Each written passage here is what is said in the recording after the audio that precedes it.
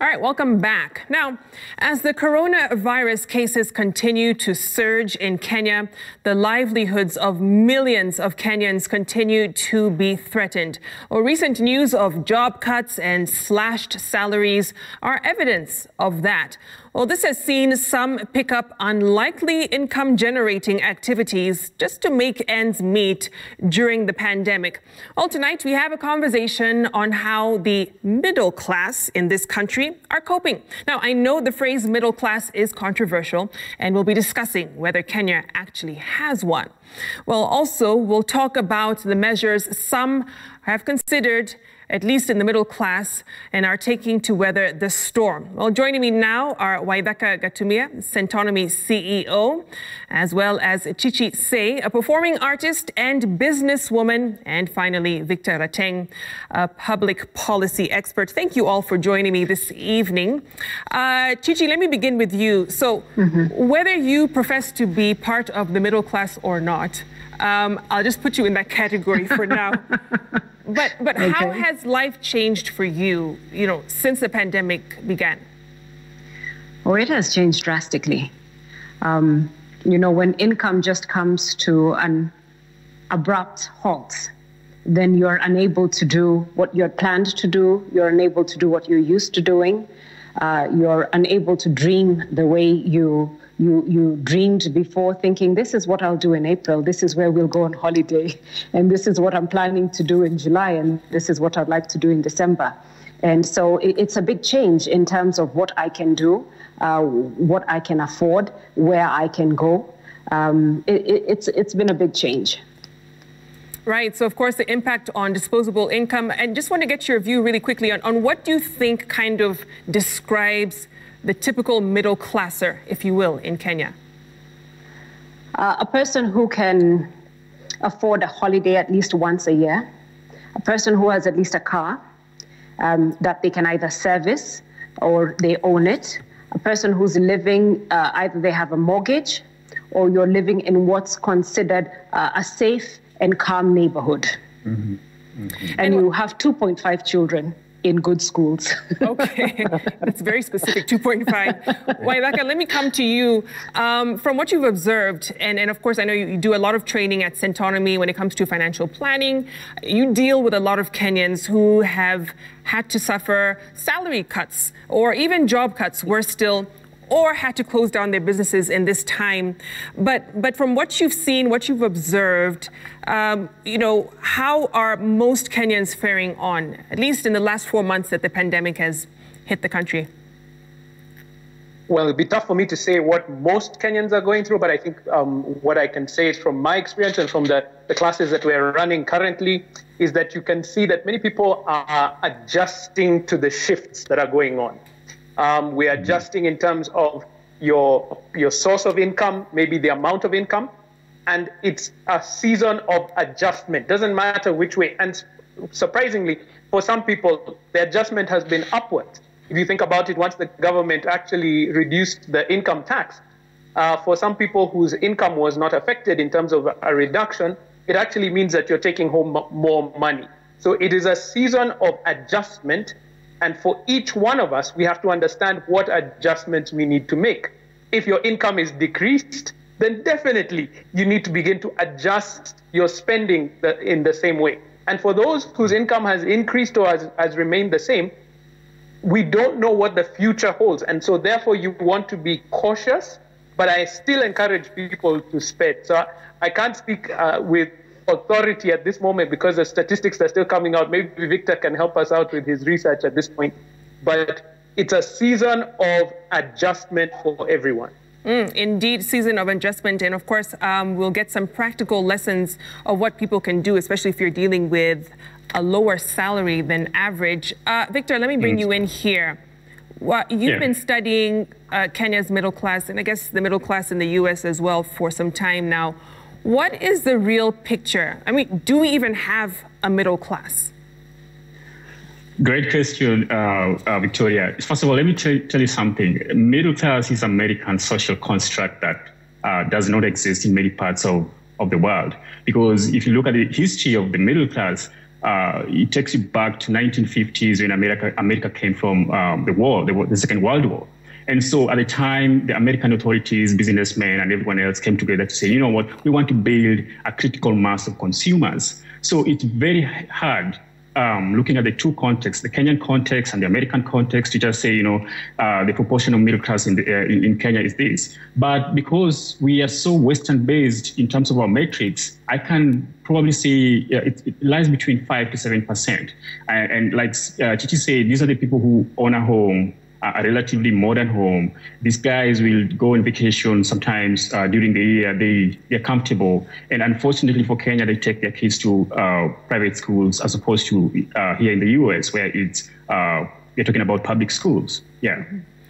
It's interesting you mentioned that, because a lot can be said about, at least quote unquote, the middle class here in Kenya, and many people saying that, it's based on debt. It's not really you living up to your means. I've heard you in a different forum call it the floating class, and the fact that many Kenyans in this bracket, if you will, are maybe a paycheck or two away from poverty.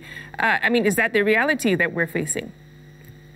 Absolutely. The so-called Kenyan middle class are actually 1 or 2 paychecks away from poverty, and that's a real thing. It's not just in Kenya; it's Africa and even in the US.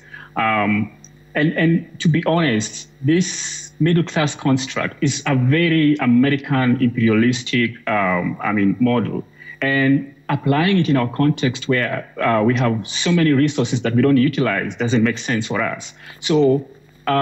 It's something that we really have to ask ourselves. I should take you back and ask, what is Kenya's prosperity philosophy? That is what we should be talking about. What is Kenya's prosperity philosophy?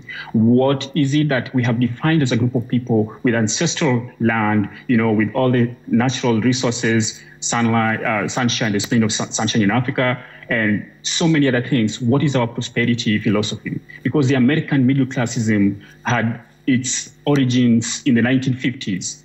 And it was very well laid out. In fact, so many people ended up in that bracket. And this has since started to drop after the 1970s. So what is it that we are doing in our country? What are we producing? Back then in the US, they were controlling in most of the world, like exporting to Europe, selling a lot of products in Europe, the automobiles and many other things. What is Kenya producing en masse? And who is controlling the narrative? What is our own, as Kenyans, what is our own philosophy? If we can define that, then talking about the middle class size and how it's coping will be an easy thing for us to do. Interesting. And is it safe to say that our prosperity philosophy is kind of staked in how much land you own, for instance?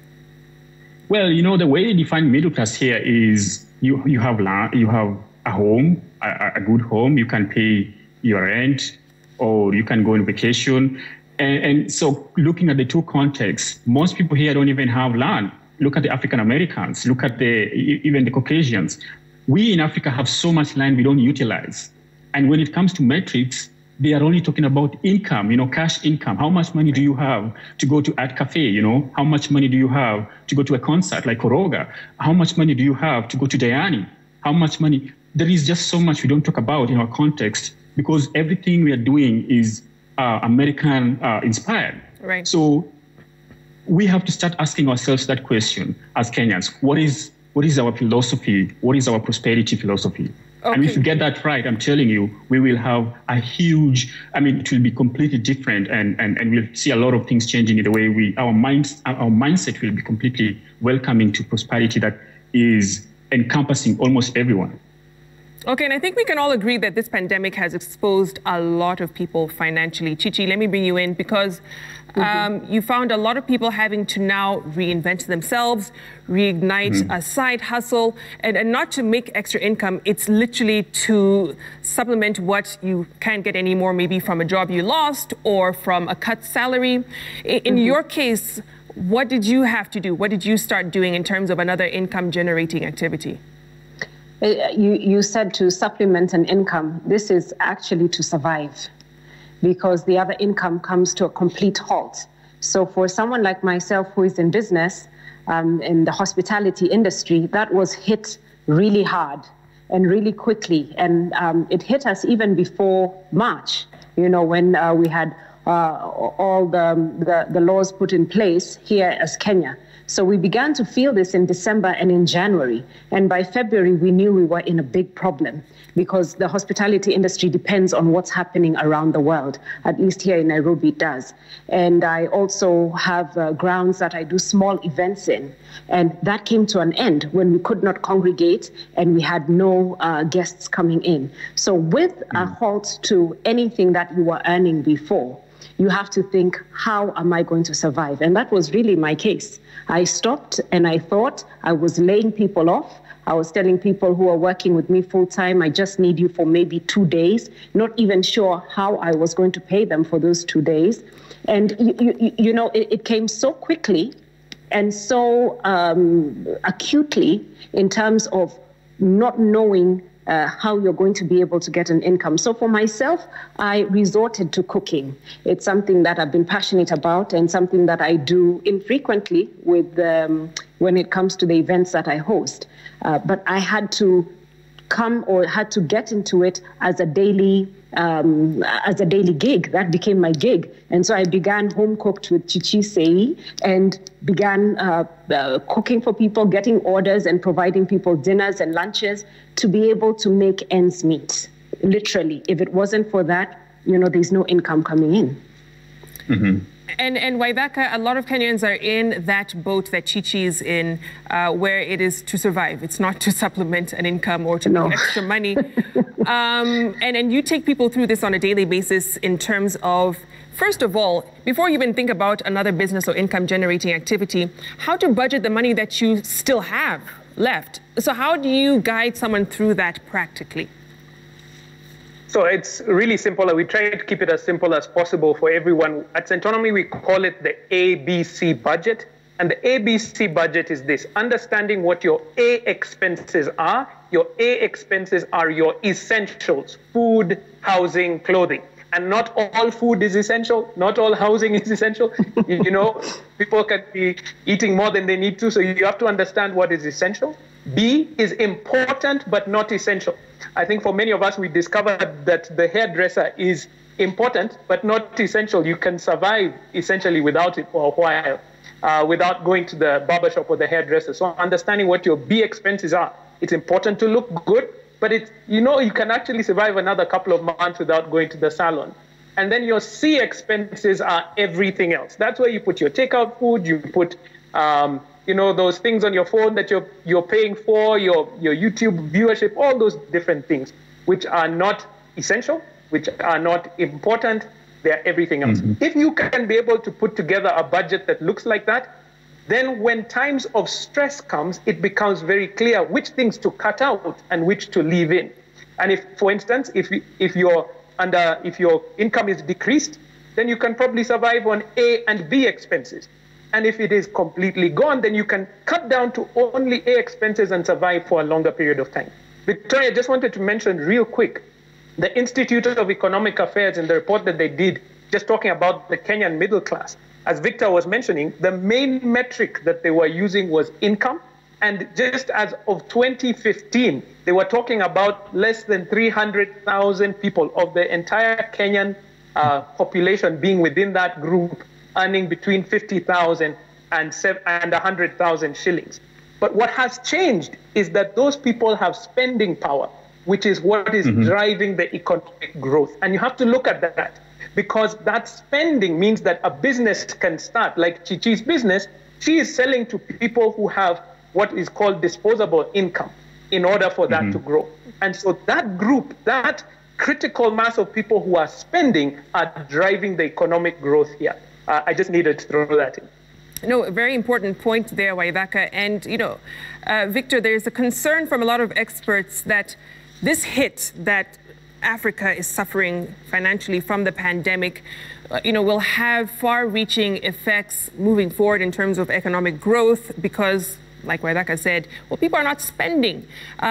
World Bank experts said at least 58 million Africans risk being slumped into poverty as a result of this period. I mean, what do we say in terms of a recovery? Can we ever kind of grapple our way out of this hole that we find ourselves in, or is it going to be doom and gloom for the next couple of months?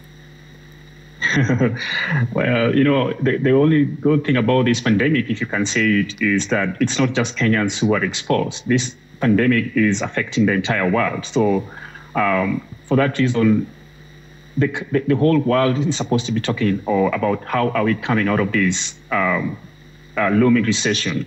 And the question should be for Kenyans, how are we coming out of it, irrespective of what the other countries are doing? As a country, as a nation, what do we need to do?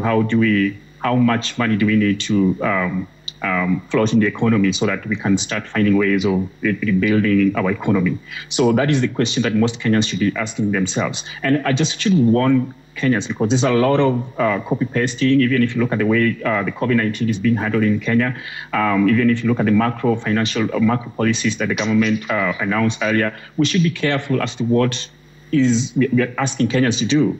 Because if we do what is being done in America, then we might just end up failing. So we need to craft our own way out of this situation. We need to really sit back and ask ourselves, how is the Kenyan economy? Because 80% of Kenya's economy is informal. How do we take advantage of this informal economy so that we can build it and use it to spike growth for the next, not just many months to come, but for many years that we're looking at for us to bounce back?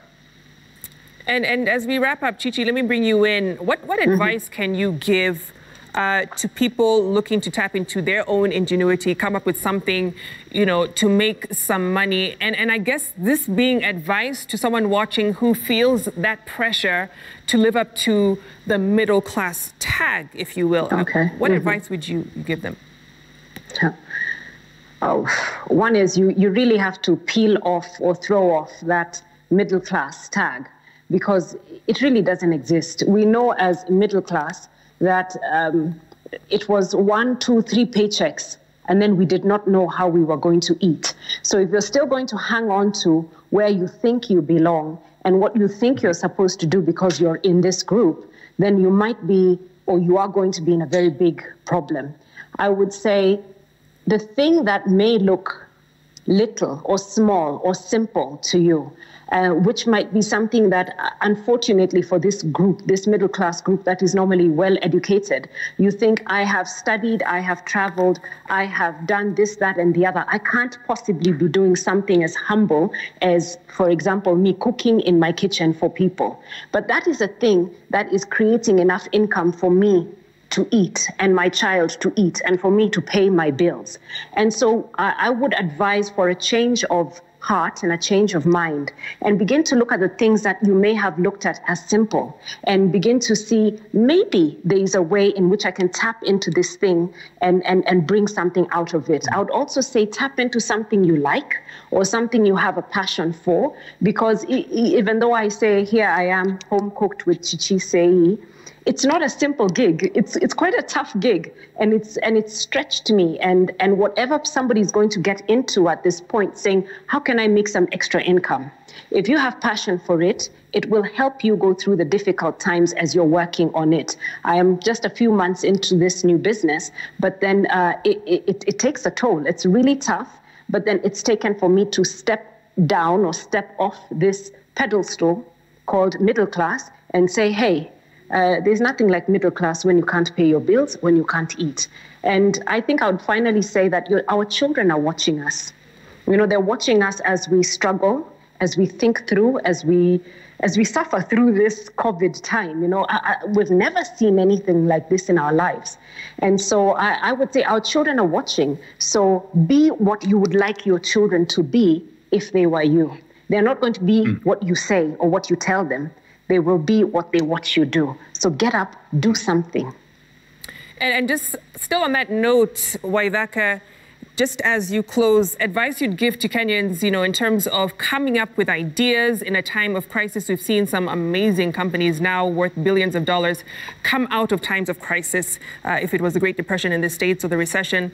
But here, there is an opportunity.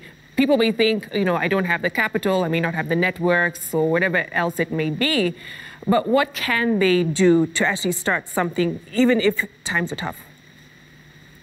Look at the resources that you have and begin, just like Chichi. There's a wonderful story of a dear friend of mine. She's a pilot, and as you know, the airline industry is in complete disarray. They are on minimal income. She just said, you know what, I have a gift I can be able to bake. And she's baking up a storm from her house, doing wedding cakes, birthday cakes, cookies, everything. Look, this is not a time to save face. This is a time to hunker down and actually go for what is needed. And I love the example that Chichi gave as well. Look, it's not a time to go into our bunkers and just, hide and hope that things are going to change. You make the change right now for yourself. What resources do you have? Think about it and begin to see, how do I turn that into an asset? I wonder about all the teachers who are sitting at home waiting for classes to begin. And we have so many stressed parents like myself who are wondering, how do we keep our children engaged? I've been waiting for a teacher to come up with a wonderful YouTube channel that is entertaining but also teaching. What opportunities are out there for you? It is for you to discover and find out. And if you want support, as I said, even at Centonomy, especially help around the budgeting space, we've got some free tools available on our social media and our website, centonomy.com. So it is really for you to search for the information that is going to shift your thinking today. It's no longer time for hiding. Get out there and go for what is needed in your life. Thanks, Chichi, for your wonderful example. And Waithaka, I think you inspired quite a few teachers with that idea. We'll be seeing several YouTube channels coming up after that suggestion. Victor, let me wrap up with you. This ecosystem of individuals, many times that we talk about, who rely on the bracket of middle classers for sustenance and support. These are extended family members, these are siblings, someone you're paying school fees for or supporting. And we call it sometimes the black tax, because this happens to be very unique to people of color or Africans. And the argument has been that this ecosystem, sometimes they eat into the money that you'd ordinarily invest and grow your wealth with, which is kind of holding back quite a few people from growing financially. What's your take on that?